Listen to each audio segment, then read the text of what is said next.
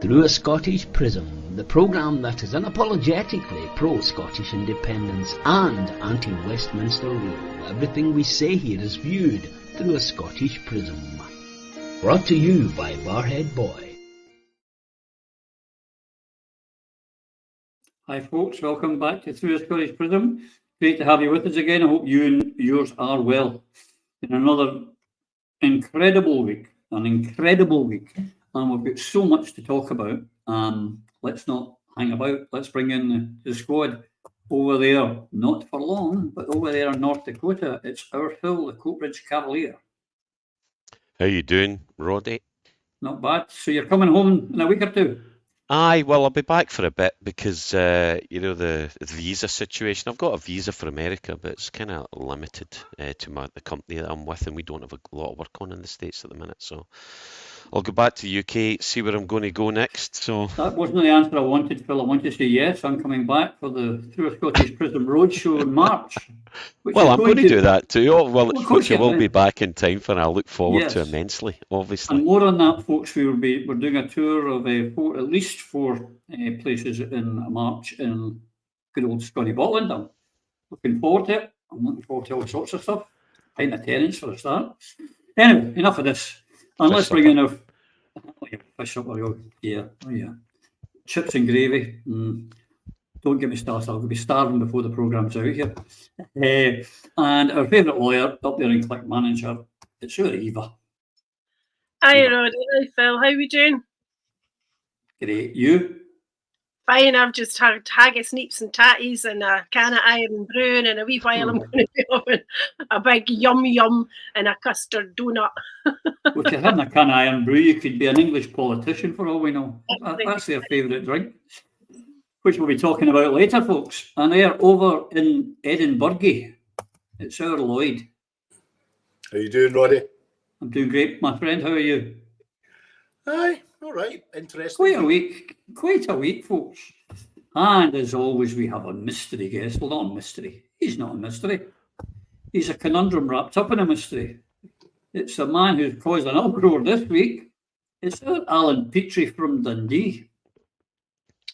Hi, Roddy. How are you doing? Not too bad. Hi, everyone. What a week this has been, eh? Well, yes, we're going to come on to that, Alan. It's been a heck of a week, and you wrong-footed a lot of people and come up with a great thing, and we're going to talk about it. But first, I would like to start, ladies and gentlemen, with the absolute debacle in the House of Parliament this week, Phil. Now, perhaps for our viewers, Phil, you can explain a couple of things before we go into the full nuts and bolts of it. But when it's an opposition day motion and an opposition day, can you explain that to viewers what that means? Yeah, so this is the SNP motion that was put forward on Gaza, immediate ceasefire, and then an amendment was put forward by another opposition party, which is Labour, and then the government came in with one. So this is more of a protocol. Now, with Labour's amendment to the ceasefire motion and the Speaker's actions, which Mr. Speaker obviously governs the rules and regulations and customs of the House of Commons. Again, we're playing by their rules and we lose again. It's just another thing we should be talking about. We gain nothing, we achieved nothing in this Parliament. But for clarity, the rules state, well, really it's a parliamentary convention or custom that when there is an opposition party amendment, Labour in this case, to an existing opposition party motion, SNP's immediate ceasefire in Gaza motion, it should not be put to a vote when there's also a government amendment. As to the furore, it was more about Starmer speaking with Hoyle, and Hoyle, bear in mind, is a Labour Member of Parliament, Mr. Speaker, and that Hoyle actually broke this protocol or broke the rules. And it was said by the Tories and SNP apparently to help Starmer avoid another internal revolt. Remember that Labour had to U-turn on their support for Israel continuing the slaughter in Gaza, as 56 Labour MPs rejected the Labour Party stance and previously voted with SNP to implement immediate ceasefire. Also, 10 Labour frontbenchers had left their jobs over this position adopted by Labour, so they had no choice but to do the right thing and back the SNP motion for ceasefire. The details on that we can talk about later, but it has to be said at least the SNP got that right, the motion for an immediate ceasefire. However, Flynn's bleating the SNP being treated with contempt shall, as usual, fall on deaf ears, because the Westminster Parliament has been contemptuous of the Scots since before the Act of Union. We're a laughing stock. But that's the reason why there was such an uproar in the House of Commons and why the Tories and the SNP worked out together. Yeah, but correct me if I'm wrong, but that means that they don't actually vote on the motion because the motion's been amended. Is that right? So the motions is still, it's a waste of time.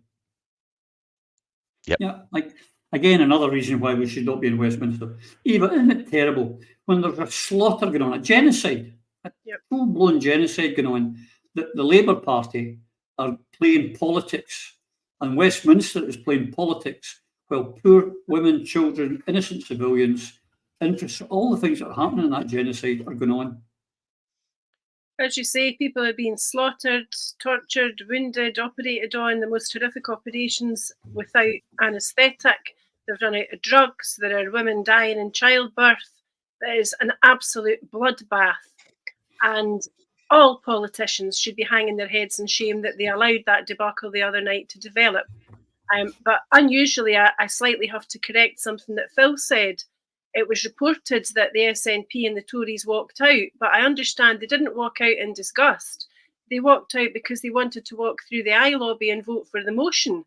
Now, at the time that they walked out, I had a little bit of optimism at that stage amidst all the snotters and the tears, quite frankly, because I really did hope that perhaps the SNP were staging a walkout where they meant business and they were doing a real job of protesting about the entire conduct of that debate and everything surrounding the motion. But what they should have done, if they had the courage of their convictions, was keep on walking out the door, up the road to the railway station and come north into Scotland and agree with Hamza Yousaf to collapse the Scottish Parliament and have, in effect, a de facto referendum, an independence election for Holyrood. Because when Scotland is independent, no longer will any Scottish representatives require at Westminster to play by the Westminster rules. And, you know, this is a fight that we're in respect to Scottish independence and everything that's good about Scotland. We need to fight. We need to up our game against Westminster and we need to fight within Scotland. So something actually positive could have come out of that dreadful carry-on the other night.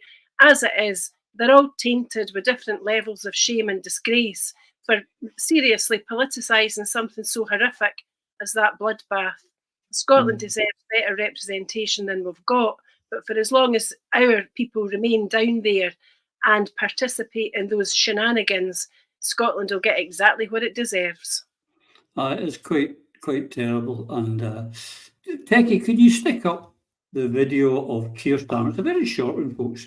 And he says some very telling words, Lloyd. Spoken to the President of Israel, i.e. having spoken to the people who are actually involved in trying to wait for this awful conflict. So he's been talking to the President of Israel, Lloyd. Why is he talking to the President of Israel?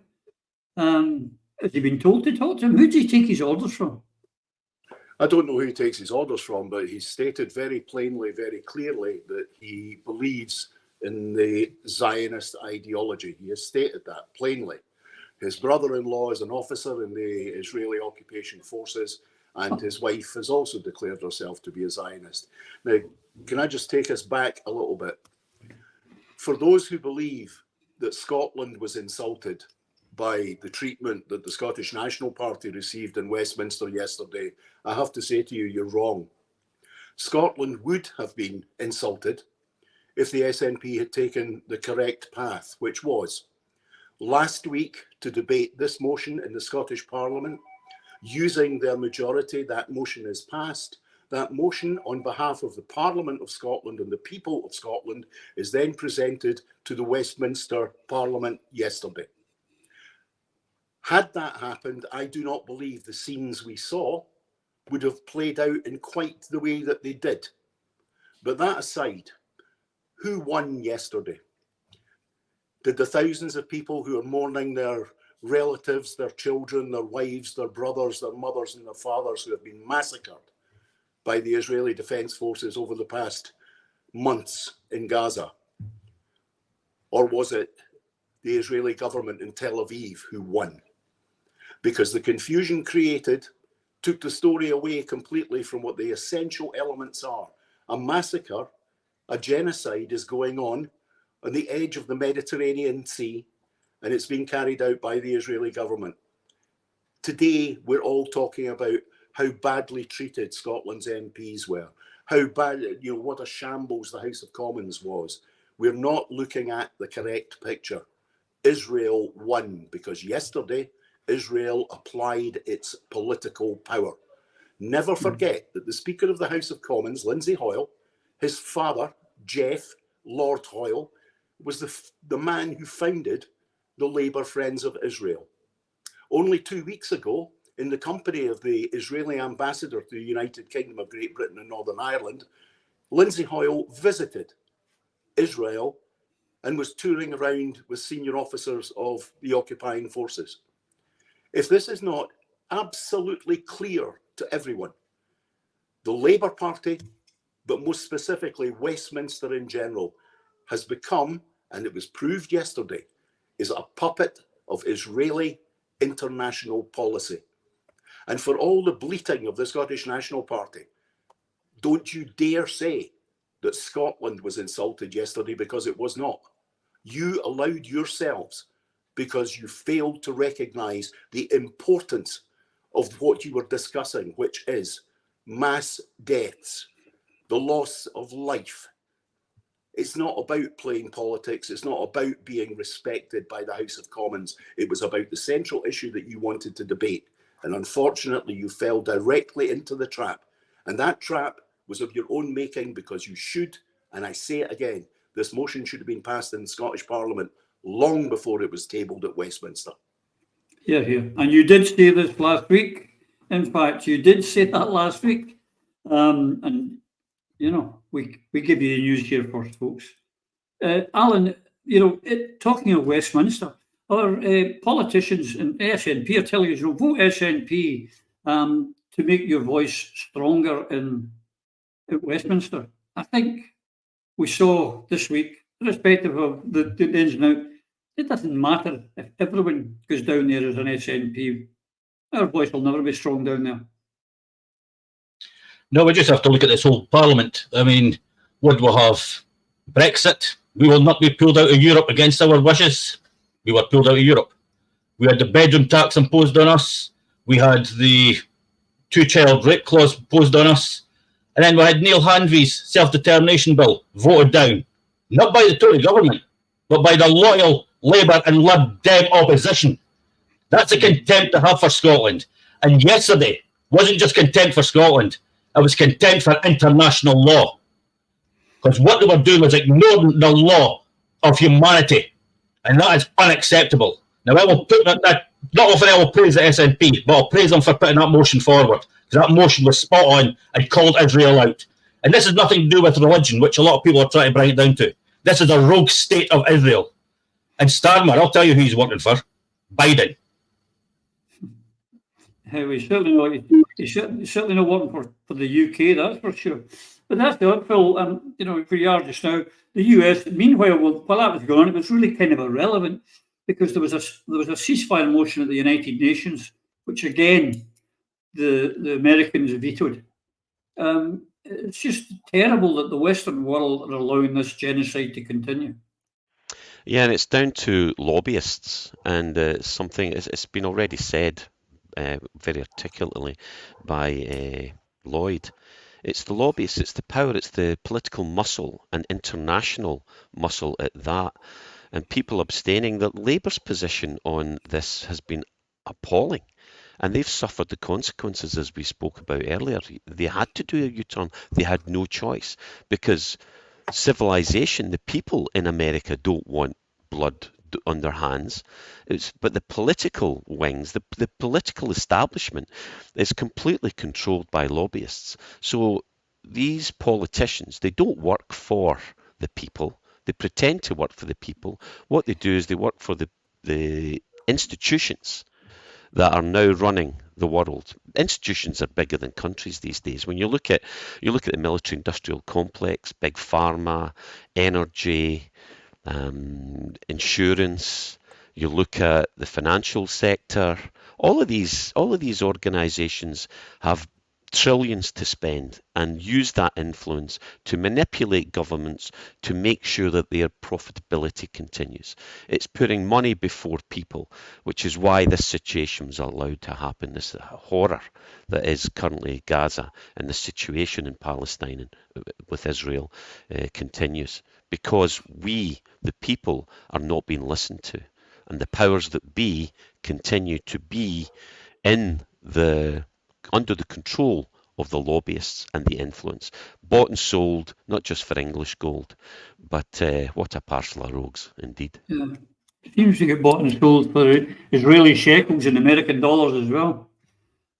Eva, Stephen Flynn has now said he wants to have a vote of no confidence in Mr. Speaker. Yeah. Now, again, Scotland's voice being heard. That will only, it's very well, it's a nice gesture. That'll only happen if the Tories, I think they maybe do want rid of Hoyle as well. Do you think getting rid of the Speaker makes any difference to us in Scotland anyway? Why are we playing Westminster games? Why are we doing this? These people were elected to get independence. They were not elected to go down there and sit like, well-behaved, good little parliamentarians, although some of them seem to think that they were. They've got their feet too firmly under the table, and they enjoy the Westminster life far too much. There's months left of this Parliament. It makes no difference to Scotland in the real world who the Speaker actually is. But what would make a massive difference to the people of Scotland would be if the SNP got the finger out and did what they're meant to do. They released a video today on Twitter about voting SNP in every seat in the country to get rid of the Tories and make Scotland a Tory-free zone from a Westminster perspective. What the hell is the point in that? We had no Tories in 1997. We had one Tory in 2015 and 50-odd SNP MPs, and it made not one blind bit of difference. The problem in Scotland's no the Tories. The problem in Scotland's actually what the SNP has turned into. And this preoccupation with the identity of the Speaker is actually pretty cringeworthy, because as the SNP MPs are debating who the Speaker might or may not be, there are people in Scotland who can neither eat nor heat because they're skint. There are people in Scotland on horrendous waiting lists. There will be people right round Scotland at this very moment sitting in accident and emergency waiting for longer than the 4 hours that they're meant to wait. There'll be all wifeys in houses waiting for ambulances to take them to hospital, and the ambulance will arrive too late. There'll be people trying to get appointments with GPs that aren't getting them. There'll be children waiting for appointments with child and adolescent mental health experts that aren't getting them. 2 years children wait to be seen if they've got a psychiatric issue in Scotland. 2 bloody years. And that's 2 years too long. There are people paying for their own operations because they've waited too long. I know people that have used their life savings to get artificial hip, artificial knees, some folk getting cataracts done, all this sort of stuff. And all of that is just the ordinary suffering of the ordinary people of this country that ought not to be happening. And it wouldn't be happening if we had our own independent government. And that's these things, all of these fears and pains and bad stuff that's happening to people in Scotland, we could deal with most of that overnight when we're an independent country. So, Stephen Flynn, get the finger out, get your act together, and remember what you were elected to do, because what it was not was to cosy up to the Unionists down in Westminster. Your job is to get our country our freedom. PD quick, because it's long overdue. Yeah. That's what he's doing, playing at British politics. I'm sure a certain MP in the Perthshire area is all excited there might be a vacancy soon, Lloyd. But again, you were an awful clever man. I can't remember if it was in private you were saying it, last week, or if we said it on the show, I can't remember. But Techie, could you stick up the story? They're saying there's a candidate that might appeal to everyone, a middle of the road candidate to be Mr. Speaker, and there he is, Lord blah blah. And then he could get his lordship and get into the House of Lords. You did say this, as I say, Lloyd. I don't know if you said it in private or if it was on the show, but no SNP member of Parliament should surely take that role up. Ian Blackford has proved over the past few years that Ian Blackford is not a Scottish National Party MP. He is one man as an island. It's interesting. He lives on one. He's become one. He's in the Ian Blackford Party. This is all about Ian Blackford realising ambitions that he talked about in a newspaper article over 30 years ago. His desperate desire to be a British parliamentarian, his desperate desire to rise within that parliamentary structure. And unfortunately, some people went along with it and allowed him to be in the position he's in. As a compromise candidate, I have heard he may be acceptable. I don't believe it for a second. What this is all part of, and Ian's fallen into the same elephant trap that they always do. He will be named and shamed as he has been in some of the newspapers, and he has as much chance of occupying the Speaker's chair as I have. That's just a straightforward fact. But it shows the mentality. In the same way as the mentality of the current SNP group was shown yesterday, when their rage was about the way they had been treated about a chit-chat in a building that's 100 and odd years old. A wee wooden collection of benches where they were going to chit-chat to other middle-class half-wits, failing completely to understand that this is about life and death. And what they should have been talking about after it was not how we were treated by the terrible, unfortunate rules of Westminster.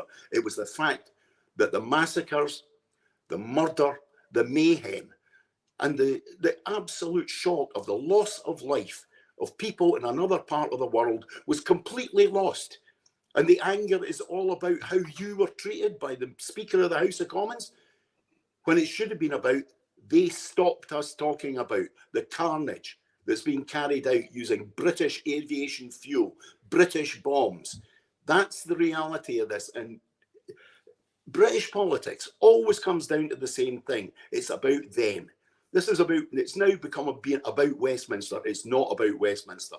And it's not about the shaming of the SNP or insulting the SNP. It's about the fact that Israel got what it wanted. No decision on the issue of a ceasefire from the British Parliament the day after, and this is important, the day after the Israeli Parliament voted by a large majority to declare that they will never, never recognise a Palestinian state. Yeah, it's an absolute debacle. On this, Alan, what they should have done, in my opinion, do you agree or not? They should have walked out, as Eva said, and they should have kept walking, got on the train, got up the road, got hold of Hunza. The other alternative for them to say, from after what Eva had said, was to say, we want a constitutional convention tomorrow morning, Hunza, get it organised. Shouldn't that have been the action they took? That's exactly what they should have done. I mean, they should not try to play Westminster at Westminster rules, because Westminster beat them every single time. I mean, they're now having to rely on Tories to support them to get Blackford possibly his position in the House of Lords. Because if the SNP don't nominate him, he gets in automatically as the Speaker of the House. But while the SNP are trying to put forward votes of no confidence against the Speaker, what I'm wanting the people of Dundee to do is put out a vote of no confidence against Westminster. Oh, we're coming to that. That's what I'm looking for. Absolutely. We're going to talk about that next. But I just want to give Phil the last word. You know Ian, you've spoken to him, you know him very well. A candidate to be Speaker, what do you make of that? Phil? Mute? Yeah, he's ambitious. He is very ambitious, and he's a successful man. He was a banker. Deutsche Bank ran one of the funds. He's a smart fellow. but Lloyd's perfectly correct. He's ambitious, and he believes in Ian Blackford, and good on him. And the problem was that he had a big fallout with Alex quite some time ago, and when Alex was the leader, he felt he wasn't getting the recognition or the opportunity that he got. So when the opportunity came to put the knife in Alex's back, as the SNP so obviously did, he was one of the many who gleefully took a knife and did the dirty on him. So Ian is ambitious, he is capable, he's clever, he is a likeable fellow, but in fairness to Ian as well, he is standing down, and he didn't put himself forward for this recently. He did some time ago show his ambition that he could do this, that he would be a lord, but that's now a busted flush for him. He realises that the Scottish people will not allow this, and we will not back him for it, and he's now coming out of politics. He's going to stand down at the next election, I believe, or so he says. But so this was put forward as he could be the perfect candidate. He's certainly got the bluster. He's certainly British enough, I believe now, having been institutionalised, if he wasn't already institutionalised, being a banker. So no, it's a false story, to be honest, and to be fair to Ian, it's not of his doing. But yeah, it's a sad state of affairs when the ex-leader of the SNP would even be considered as being appropriate for this. I think the Scottish Daily Express ran that story, so trust that. Take that with more than just a pinch of salt. Well, it is indeed. To get back to your point, Alan, you wrote an article this week, Not My Parliament. Now, this, just to get this to anyone who doesn't know that this is watching this show, your LACU had a meeting, constituted properly, etc. And part of the remit you were given prior to this meeting was that you had to have a certain amount of money, certain amount of activists to be able to, fight the seat. Your LACU decided no, and instead you come up with an alternative, which is Not My Parliament, which is to get people to waste their ballot or ruin or destroy their ballot paper with the words "Not My Parliament." Is that right? Yeah. I mean, I have been out canvassing for a long time and getting a bit downhearted because it's not people voting for Labour, it's not people voting for Tories or the SNP, it's people saying they are not voting because they have nothing to vote for. So I've asked a few of them, well, what about coming out and spoiling your ballot paper? Would you do that? And they said, well, if I had something to write on it, yeah. So I gave them a couple of options. The first one was end the union. A lot of them were thinking, well, that sounds too much like trying to end the trade union. Then I said, well, what about break the treaty? What's a treaty? Because people who are not politically minded don't understand these words. They're not as up to date with everything as what we are. So I said, well, what about Not My Parliament? They went, oh yeah, I can understand that, easy. So it was so much easier to understand. And it was directly saying to Westminster, we don't care who you put up for election here. We are rejecting not just every single candidate. We are rejecting your Parliament. We are, in effect, sacking you.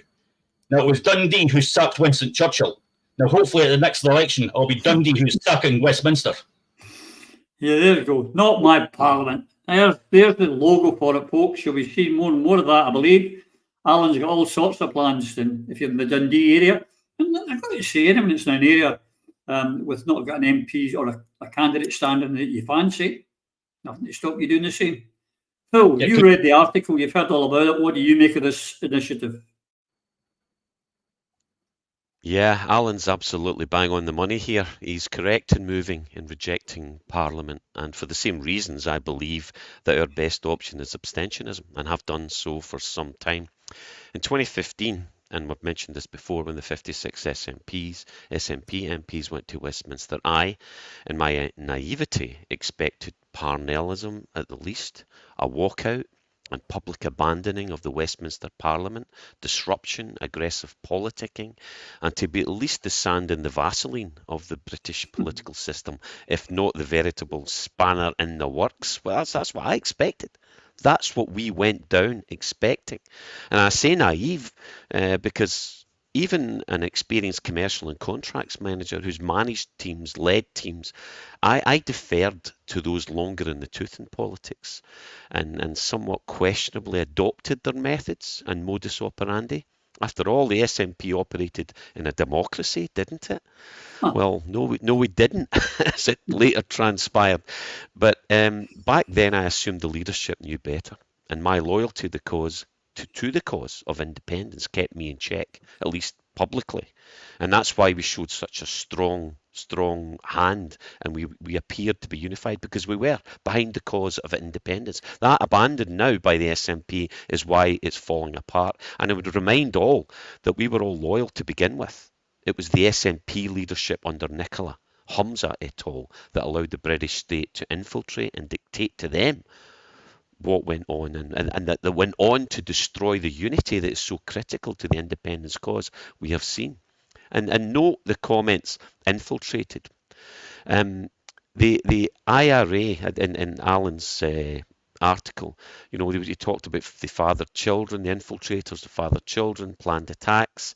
See also Campbell Martin, who's been on this show, read his accounts of exactly how this happened within the SNP and what we actually witnessed happening among ourselves. What we thought were the loyal ranks of the SNP, and I mean loyal to the independence cause, were deconstructed from within. Anyone who doubts the resources and ability of the British security services are fools. They are, for the most part, a highly professional organisation that functions as it's required to function to get the job done, with separate factions and functions and some very capable, ruthless operators. What would you expect? We the British, because Scotland's played its part in this empire, have been doing this type of thing successfully for centuries. We built what was reputedly one of the greatest empires on earth, adopting these strategies. Why wouldn't we, the British, use this proven method to deconstruct the greatest threat to the Union? We did so when it was Irish republicanism that threatened us most. And if anyone doubts this, just see the first-hand accounts such as Agents of Influence by Aaron Edwards, Steak Knives Dirty War by Richard O'Raw, Dead Ground by Raymond Gilmore, The Irish War by Tony Geraghty. You know, the hidden conflict between the IRA and British intelligence. Google these and other accounts to see how Britain operates. So why wouldn't Britain do that now when Scottish independence so narrowly missed deconstructing the Union in 2014 and removing one of the greatest cash cows England possesses, Scotland, and all its resources? Have we got to go through them again? Scotland's population, 8.4% of the population of the UK population, 8.4%. We 96.5% the oil, 65% of the gas, 1/3 of the landmass, 2/3 of the sea area, etc., etc. And Leanne Tervett's schemes, which was mentioned in there, it was correct too. Though in truth, the left we've always targeted the schemes and the working people. But in truth, while I agree with the observations and statements around the deconstruction of the SNP as the party of independence, I disagree slightly with Alan on the actions. Spoiling a ballot, I don't feel will achieve very much of anything. Again, I look to Sinn Féin and the single focus, strict, tightly run organisation that it is. The ballot box and persuading and showing that a unified Ireland is best for all on the island of Ireland. And what Alex achieved under SNP, up till he made probably his worst mistake ever by handing the reins to Nicola. Easy for us to say in hindsight, of course, because I was behind it 100% at the time. But for the 56 to abstain from participating in Parliament, work Europe for independence during UK's Brexit campaign, and then fold the Scottish Parliament and force a vote on effectively independence would have been the far better move. Something we can still do just now. So obviously the SNP are in no position to lead any similar initiative at the movement, and I can't understand why any level-headed individual would argue that they do. But anyway, this brings us all, if you follow what Sinn Féin does, because it brings us back down to full circle. Before the Act of Union in 1707, the English spy Daniel Defoe in 1906 quoted, and I'll read the quote. 1706. 1706. The Scots will be allowed to send to Westminster a handful of men who will make no weight whatsoever. They will be allowed to sit there for form's sake, to be laughed at. And I'd thank Alison Rollo for publishing that quote on Facebook, which brought to my attention. But that was the design and exactly how it's worked out way back in 1706. And the establishment, it was playing this by establishment rules, we were destined to fail. What's changed since Defoe's skullduggery? Nothing. Indeed. Eva, if there's such a thing as coincidences in politics, I usually say no, they don't exist. However, what a coincidence for and benefit to Alan and his team that the shenanigans the night before in Westminster highlighting how useless it is, and then Alan's initiative launches the following day. Quite a perfect storm.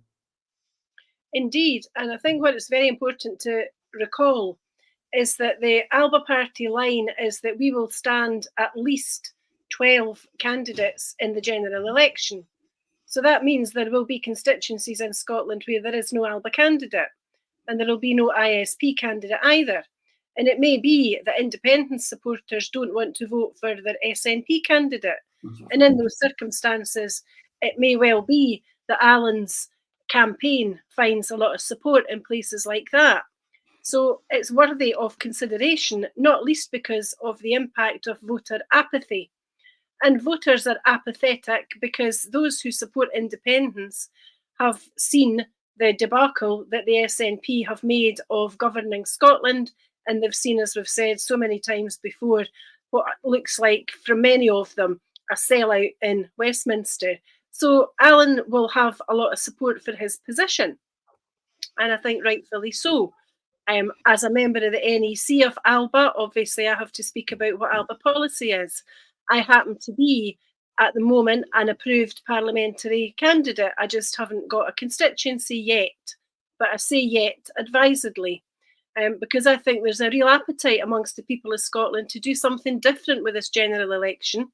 I think it's likely to deliver the SNP the bloodiest of noses, but I'm also hopeful that not only will it see an increase in support for my party, I hope that it will see support for initiatives like Alan, where the general public, the electorate, the people who matter can see the impact of taking things into their own hands, because people power, I think, is for many folk the way forward. They feel that politicians at times aren't listening to them, aren't reacting to what they want, or aren't reacting quickly enough. They think that there are pieces of legislation going through both parliaments that are not popular and not what they voted for. In Scotland, obviously, gender recognition reform and conversion therapy are the two obvious aspects. Others include the Hate Crime Act, and at the moment we've got sheer embarrassment on almost every day from the Minister for Victims, etc., who made a fool of herself, being unable to define a dangerous dog. We had Christine Graham talking about the need to define what a dangerous dog was, in effect, when that party have not been able to confirm what the definition of a woman is. So there is disquiet and disharmony from the populace in respect of what politicians promise and what they actually deliver. So when Alan says not my parliament, I think a lot of people will agree with him. Yeah, I think they will indeed. I mean, the fact that whether some of the political parties like it or not, Lloyd, we've talked about it often in this show. The last opinion poll was 53% in favour of independence, but only 37% in favour of the SNP. So, and with that, with the Alba only standing in a dozen seats, ISP in a couple, there's a lot of people like 2017 are going to stay at home. So why not mobilise them to do something, at least instead of just sitting at home and send a message to Westminster? You and I were talking to a trade unionist in another forum, and he was absolutely, he said, this should be a national campaign. This is a great idea. The trade unions are right behind it. Absolutely. I mean, what I see here is, you know, certainly SNP voters that I know that have not voted in the last couple of elections because they don't believe that the SNP representatives represent them, namely, they haven't moved on the issue of independence. Now, they're not going to vote, but those that I've spoken to have said, why should we go out and vote for them? All we're doing is voting for their wages. We're not voting for anything else. they want to reject not just the candidates, but they want to reject the Parliament as well. I think it's potentially an absolutely excellent initiative for two specific campaigning reasons. One, this British general election is going to be an absolute and utter shambles, and whoever wins it, and it ain't going to be the SNP, is not going to make a blind bit of difference to the lives of the vast majority of the people of Scotland. Secondly, on a campaigning note, this allows, the campaign Alan's suggesting, and one which I would fully support, this allows people to go out and canvass on the basis of your opinion counts. And the way your opinion will be counted is not by voting for a salary for somebody. It will be writing on the ballot paper that you reject the British Parliament. Now, if at the same time as we're knocking on doors asking people to do that, we help them out by registering them to vote, because remember the rules about being able to go at the polling station, if you haven't got voter ID, then you're not voting. We need to be doing is going out and suggesting to people that the best thing to do is sign up for a postal vote. You don't even have to go to the polling station. In the comfort of your own home, you can write on that, "Not my Parliament." And the joy of it is this: those ballot papers are opened before the day of the election. The whole concept of this campaign of "Not my Parliament" will become known 48 hours before people have to actually go to the polling stations, and we would hope that it would have a knock-on effect. But the idea that this is not, it's not a democratic action, or it's a worthwhile, it's a worthless action. I've changed my mind on that completely. There is nothing more positive than saying to folk, look, if you can't vote for any of them, then why not make that public by going and saying on your ballot paper, "Not my Parliament." The politicians, or those that would be politicians, will sit up and pay attention. The parties, particularly the Scottish National Party, who financially is entirely and completely dependent on Westminster, they will sit up and they will take notice. It's time we applied people pressure, and what Alan and the members of the Dundee Alba branch that came to this conclusion are absolutely right. I agree. I'll probably get into trouble for that, but I agree. I think if you've not got a candidate and it's one of those seats, Alan, what can people in other constituencies where there is no one from Alba or ISP or anyone they want to vote for, what can they adopt your policy as well? Yeah, they can. I mean, we're civically going to be campaigning in Dundee, but if there's anybody without an Alba candidate or an ISP candidate or a candidate that's not supporting independence, feel free to take this on board. Because what the most important thing is to make sure the independence vote still comes out and is still registered. Because that every single person that puts "Not my Parliament" is an independent supporter, because unionists are not going to do that. And that is the important thing, is to keep that independence vote as high as possible, because when one person stops voting, trying to get them back into the habit of coming out and voting is very difficult. We cannot let them get out the habit of voting, even if it is just writing on the ballot paper, "Not my Parliament." And again, it sends a direct message. Westminster, we've had enough, you're sacked. Yeah, indeed, absolutely right. And the other thing, one of the reasons we've got to do this, Phil, is because our friend Humza, I think, has become Britishised. Is there such a word? He's been unionised. Techie, can you stick up the video of him playing the big guy with Tory Rory Stewart? He won't come on here, by the way, Humza, or any independence podcast, but he goes to Tory Rory Stewart and sits with him and Alistair Campbell, and this is the sort of guff he's spouting, trying to be the big guy. So you mean you want to put tens of billions of pounds into investing in some green future, and you're going to have to borrow it? That's absolutely part of it. And you're frustrated because you can't borrow tens of billions of pounds. We can't borrow even close to tens of billions And you think Britain would be able to suddenly borrow that money in its current financial situation? Yes, I think they should absolutely prioritise that. Remember, of course, politics is about choices, and then you can make those choices when you're in government. Now, whether you have to borrow, whether you have to look at taxation, in Scotland we've taken a different route on taxation, where those who earn the most like First Ministers, pay a little bit more because we need to invest in our public services. Whatever choices you have to make, but your instinct, you have to look at the longer term. Your instinct is, if you borrowed more or taxed more, got more money, and the government pushed that money in the way that Europe or the US has done, you'd be able to get productivity turned around. I don't doubt that would have a significant impact on our economy, including in terms of productivity. I don't doubt it for a minute, because the meetings I've had the entire course of yesterday with some of the biggest investors in the world, and many of them have a footprint in Scotland already, your BlackRocks, JP Morgans, Morgan Stanleys, Barclays, all big investors globally, and all of them have an interest in investing in Scotland due to the climate renewable potential. There you go, Phil. When you're inviting in and thinking it's good to be talking to BlackRock and JP Morgan, these are shysters. These are spivs. They will rape us. Be mental. Yeah, I mean, Humza, I mean, that was like, it was like David and Goliath there, because Rory Stewart is a formidable person. He really is. He's a very, very sharp operator. I came up against him a couple of times in Parliament. We actually were on the similar side in an energy debate, and the guy knows his brief. He knows what he's doing.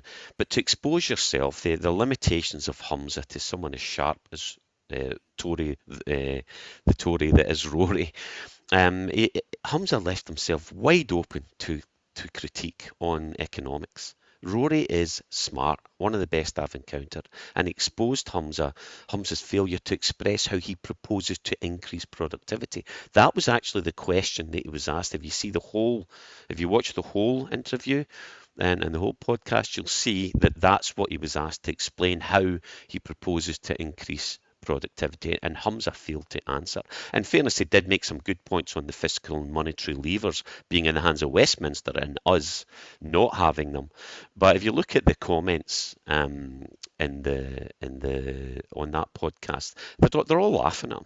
They're all laughing at Humza. And it is a unionist podcast, but it just does us no favour. Why are you wasting your time, Humza, trying to persuade England to let us go? The English people don't want Scotland. They don't want us bleating and continue going on. We could continue to fight for our rights, but we need to take independence. We're not going to be given it, because there's too much money involved in holding on to Scotland, as we've discussed on many, many occasions. So yeah, Humza, stop wasting your time trying to persuade England to let us go, and start unifying. Start doing what the people of Scotland want. Unify the cause. Get behind Scotland United or some other equivalent, and let's get this Yes bus back on the road again. These are the same people he's saying as if it's a great thing, who are into free ports, who are into just grabbing. They have no conscience. They have no loyalty to our nation. They have no loyalty to our people. They only care about profit. It's just insanity. I think that he's probably been listening too much to his friends down in Westminster or in the City of London, because it's no coincidence that he's just back from a trip where he was trying to do deals with the Mayor of London. But the hallmark of this SNP government, this one and the previous one led by Nicola Sturgeon, is not an understanding of the economy or how corporate interests work. You don't have to go far to prove that. All you need to remember is the circumstances surrounding the reverse wind auction, when they gave it away at knockdown prices by having a maximum as opposed to a minimum bid. That, and the carry on with the deposit return scheme and the untold millions that have been wasted there, and the fact that the person that we have as the Minister for the Economy can barely string two sentences together out of her own head and is not able to look up from the paper on which her speech has been written for her, tell you all you need to know about the financial acumen of the Scottish Government. It is not high, and their advisors are giving them pretty duff advice too. So all the more reason for an early Holyrood election, collapse the Holyrood Parliament, have a Scottish election where people with track records of experience and understanding of the economy and the big bad world would have the opportunity to put themselves up for election and get rid of this bunch of amateurs before they do any more damage to the country. It's a worry, Lloyd. Can you imagine Humza and Shona Robinson negotiating with BlackRock or JP Morgan a deal?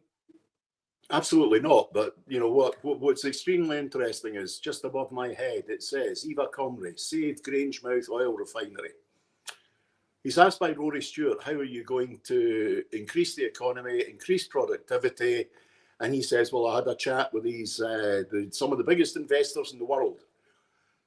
But at the end of that sentence, he didn't say, and they've agreed they're going to come in, they're going to buy Grangemouth, and they're going to develop it into the 21st century refinery that it should be for an oil producing country of our size. That didn't happen. What he said to us was, look, I met some big boys. They even listened to me. And he was in a room with some big boys and they even listened to me. Interesting thing about Rory Stewart, though, here's a wee. Rory Stewart's from Perthshire. Rory's a Scot, you know, ex-army officer. And I believe, and I was told this by Rosanna Cunningham herself, the chairman of the Conservative Party in Perthshire at the time when Rosanna was the Member of Parliament was Rory's father. And Rory's father made a point at each election of telling Rosanna that he voted for her because she had an intellect way, way beyond everybody else that was on the ballot paper. Now, I can't imagine Rory Stewart's father voting for Humza Yousaf.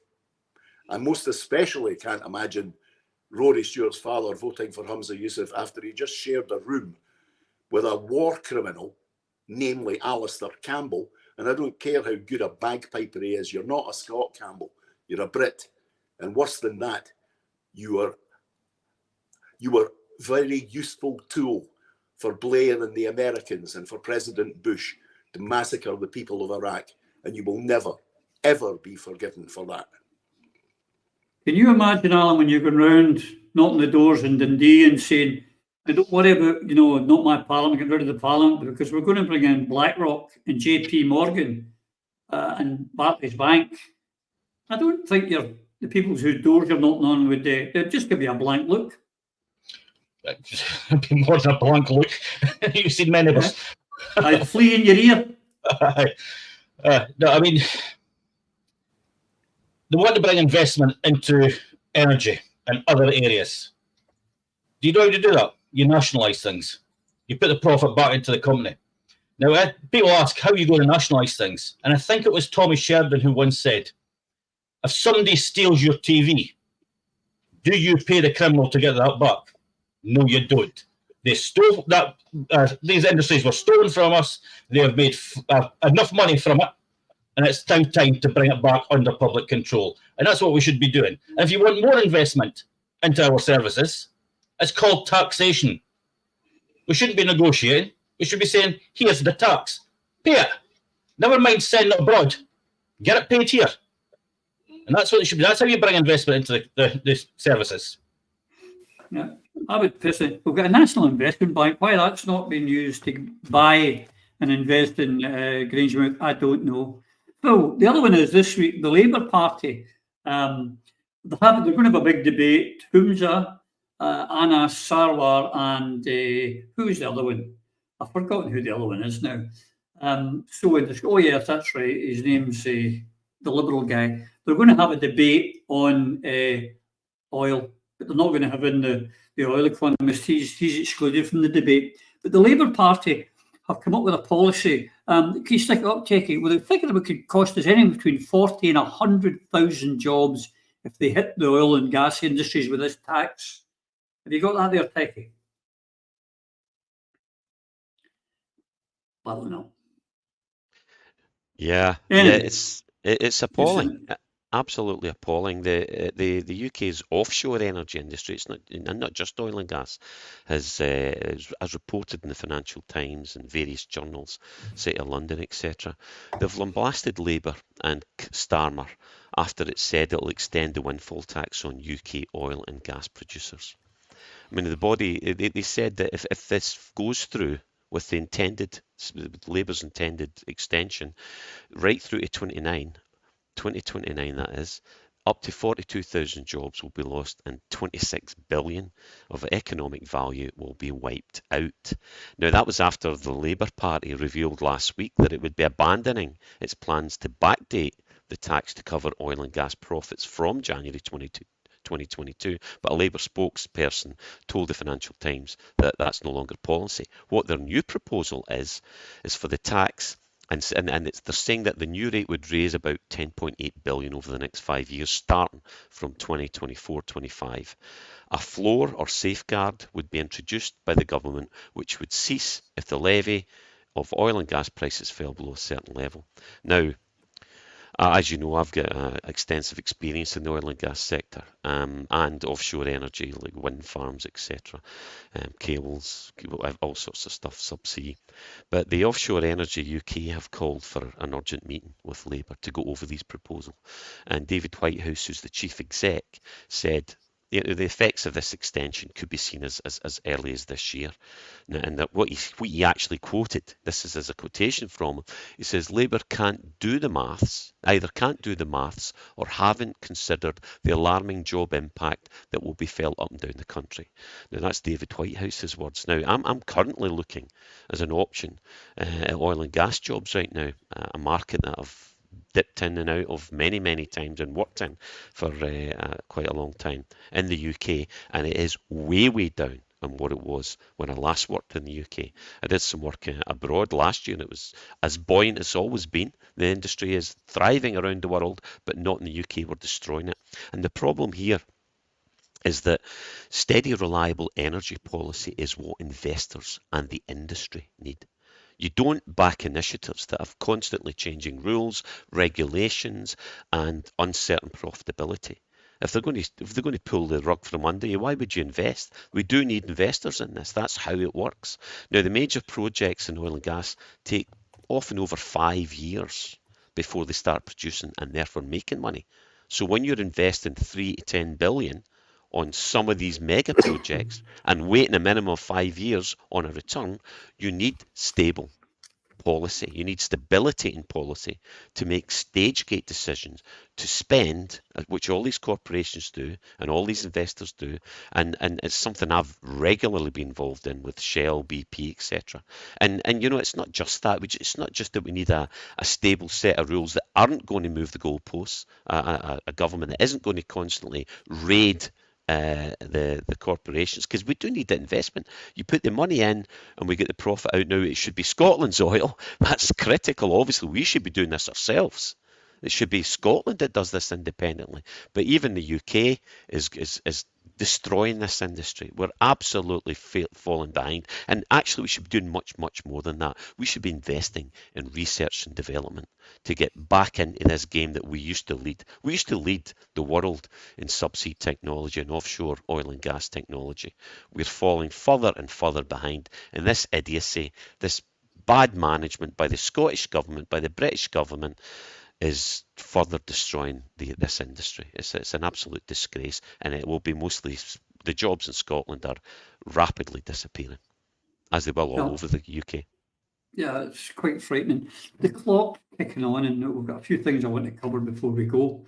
Eva, this week, another thing, the chief executive of the Phoenix Insurance Group, he warned the UK that there's a pensions disaster looming, and that we need to save for our older age. We have to extend state pension to, we're talking about 75 last time I looked. Yet last week we were talking in one of our discussions of HS2. They're borrowing 71 billion from the National Insurance Fund, and yet they're telling us that the pensions are on the verge of collapse. It's just another way to rip off the pensioner. This is part, as usual, of a much bigger picture. The population of the United Kingdom, and particularly Scotland, is ageing. And this is why we have, in part, a problem surrounding the fact that immigration remains reserved to Westminster, because we need to build our population. We need to have more young people than are being born in Scotland, quite frankly. We need to expand the workforce, and we need to attract people from abroad to come to Scotland to work here, so that we can support everybody living in the country. And the problem with pensions in the UK, in fact, is that the state pension is amongst the worst in Western Europe. And you can compare figures until the cows come home. The bottom line is Gordon Brown raided it, and nobody since then has done anything realistic about reinstating the value of the retirement pension. We've got pension credits because so many pensioners are living below the breadline, and we have pensioners who are the people that we talk about most often when we refer to the cost of living crisis and the fuel crisis. And none of this is necessary. It doesn't have to be this way in Scotland, but it is this way because we're dependent upon Westminster, because in essence, as we've said before, we hand over what we make in Scotland and we get back some pocket money. Now, you wouldn't give your wages to the guy next door and let him feed you and water you as and when he felt like it, but that's exactly how Scotland is as a dependent constituent country of this union. So whatever is or is not happening with pensions and whatever the retirement age may become, and the issues surrounding WASPy women's just a small part of that, the answer, as always, comes back to independence. Nobody in this country should be talking about working into their late 60s and early 70s, but because that time, most of the people in the country have had their fingers worked to the bone because they've been working in heavy industries or hard industries or doing the kind of jobs that just knock your pan in, and at the end of the week, you've not got very much left for, you know, whether it's a pint or a packet of fags for those that still smoke or save up for a couple of weeks holiday in the summer. And this is just because in Scotland, we are dependent and we don't have the egalitarian social welfare, social just or socially just state that we could have with independence with the right people in charge. It's true. I mean, when I lived in Catalonia, they pay huge pensions, Lloyd. It's like about €500 a week. And that's why, everyone goes to Gran and Grandpa's house at the weekend for the meal. And when we go down to the market or the shops, it's full of the silver surfers, if you want, with their trolleys, filling it with food for the family because they've got a disposable income. They don't send it to Panama. They spend it in the local economy. So the local shops, the local bars, the local cafes, and the local farmers need to employ people to serve that need. And they all pay tax. It works. But in the UK, no, it's all about enriching the guys in the city of London and leaving the pensioners not knowing whether they're going to eat or they get some heat. This is the only country in Europe where our older people and indeed our children are perceived by the working middle classes as a burden. This is it's a cultural product of the British and very British capitalist system. What it effectively says is if you cannot produce and children cannot produce and pensioners cannot produce, then you are worthless, that you are in fact a drain on society. Now, this is the very opposite of everything we see in the more civilized countries in mainland Europe, particularly those Mediterranean countries where respect for people of age and a concept of communal care for children, because children are our future, has been completely lost in Britain. It still exists to a degree here in Scotland, and we really need to reinstill that in people. And one of the issues we should, and it's partly because of what Eva just said, it is an absolute disgrace that our leading party, namely the Scottish National Party, has not got a campaign on the issue of the pension. If you want to go to Westminster and cause some trouble, then bloody well get on about the pension. You know, they all jumped up and said, oh, it's terrible what happened to the WASPy women. That's not the issue.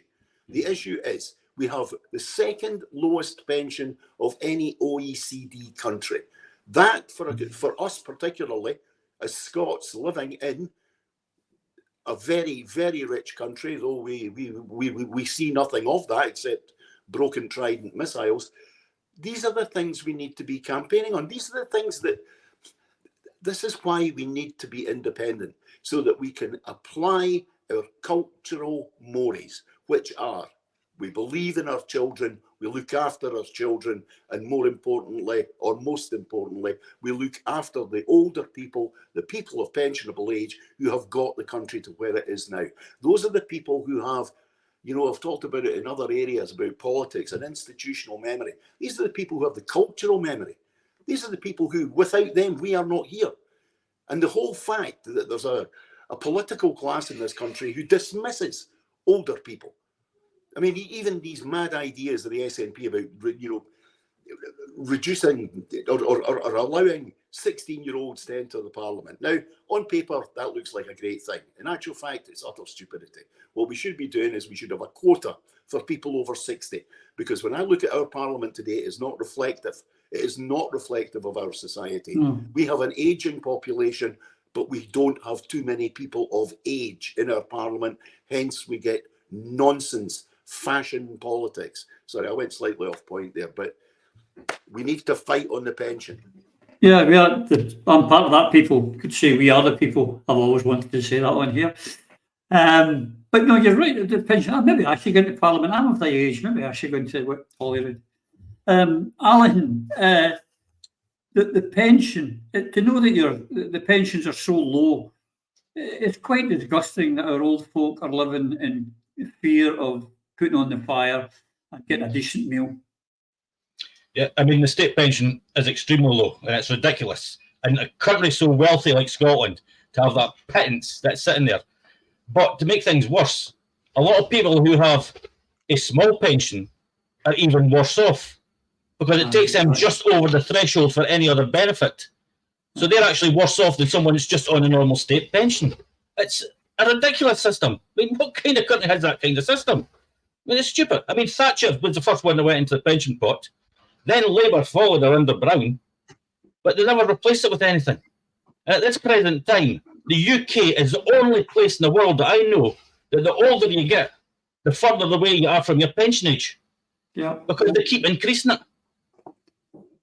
Yeah, it's quite scary. As I say, the clock's beating. One I want to give you, this is right up your street. Well, if you come back, when you're coming back to the UK, can I suggest you come by private jet? There was an article come out today or this week where the border agency boss was sacked for revealing that private jet passengers invariably don't have to clear immigration or show their passports. And so when he told the truth, he never knew about it, he got fired. So you wonder how drugs and weapons, etc., get into the UK. Coming in a private jet will not check you. Well, clearly one rule for some and another rule for everybody else, and that's just how it's been, and that is the problem in the UK at the moment. It's all of these billionaires can wander in, pay zero tax. You come in and if you're the Qatari societies, if you're a Russian oligarch or previously, if you if you acquire a 1 or 2 billion amount of whatever, then you can come in, buy a 40 million mansion in Mayfair, put the money through the British offshore trust system, pay no tax, and your money gets cleaned. It's appalling, absolutely appalling. And why wouldn't you come in your own private jet if you can do all that as well? Absolutely. Last one for you, Eva, my dear friend. It's in your field. This week, there's anyone that watched Mr. Bates versus the Post Office and the terrible behaviour that happened towards sub-postmasters and that there were so many wrongly convicted. Now, our Justice Secretary wants any legislation to give pardons or to exonerate the people to come and to be done down in Westminster. She doesn't want to take it on. As a lawyer and a member of the legal profession, are you comfortable with that? I'm a hell. The headline was Scottish Justice Secretary said she would introduce Scotland-specific legislation if necessary, but the preferred option is to give effect to Westminster legislation north of the border. This is absolutely ridiculous. It would be ridiculous for any Justice Minister in Scotland of any political hue to be saying that, given that we have separate systems of justice as between Scotland and England. And for those such as the Justice Minister who doesn't know this, in Scotland, you're prosecuted by the Crown Office and Procurator Fiscal Service. You're not prosecuted by the police. The police report to the Crown Office. The Crown Office then proceed with the prosecutions. So a solution to the problem with the Post Office convictions has got to be made in Scotland.